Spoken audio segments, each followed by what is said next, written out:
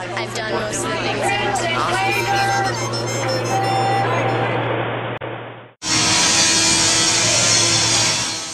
The Pacific Steel Casting Company in West Berkeley has taken heat for years due to concerns of health risks associated with odors from their factory. They have recognized that there is odors and they are a nuisance, and they should be under an odor nuisance plan that changes things.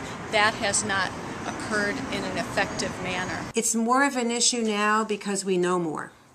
And we have, I think, a much more concerned resident group down there. It's just gentrified a whole lot. As an engineer with a PhD and as well as part of the community, we have all been really asking for very things that we think are doable.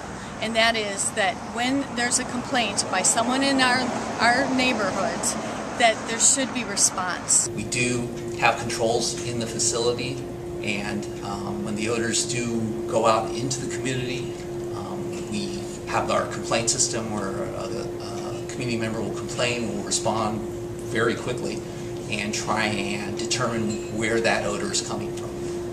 Just because a person complains about this odor and they believe it's PSC, it may not be. It may be something else. In addition to responding directly to their complaints, the company has tried to adapt their policies to fit local needs. They built into their odor management plan door closure policies, depending on what their processes are that they're using. So if we get a complaint and we, what they call, pull the string and go back to the source of what happened in the complaint, and we find that the doors were open, then they have a problem in their staffing and their training. How we regulate a facility in the Bay Area is a complex process, and we have jurisdiction in the 9 counties of the Bay Area, so we have 9-county jurisdiction. The community is always a part of that process, so we enforce both federal, state, and our own local rules. And in our rule development process, the community, we go to public workshops, we get input from the community on all our rules, regulations, so that they have input into all that whole system. So they're actually now in the process of developing a new rule for industries like this one, which will mean a lot more stringent standards that they'll hold them to, which is something that didn't happen 20 years ago. By working with the community and PSC, the result has been that PSC has put in some additional controls.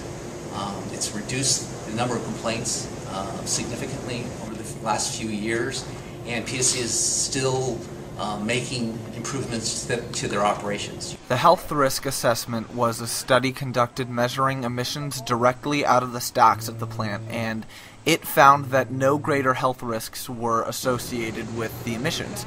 However, global community monitoring measured emissions at local homes and in the area surrounding the plant, and they found that there were. So Pacific Steel set up a monitoring station of their own a few blocks away from the plant, and Linda Maya will talk about that. So when there was a concern that was raised by USA Today years ago, and it was raised about Black Pine Circle School and other places that were not near Pacific Steel Casting, the parents whose children go to that school, a lot of them were scientifically trained. And so they were alarmed at first. They looked into the findings that USA Today reported, and they were able to talk with the parents at the school and say, look, we can't use that information. It's not something we could rely on.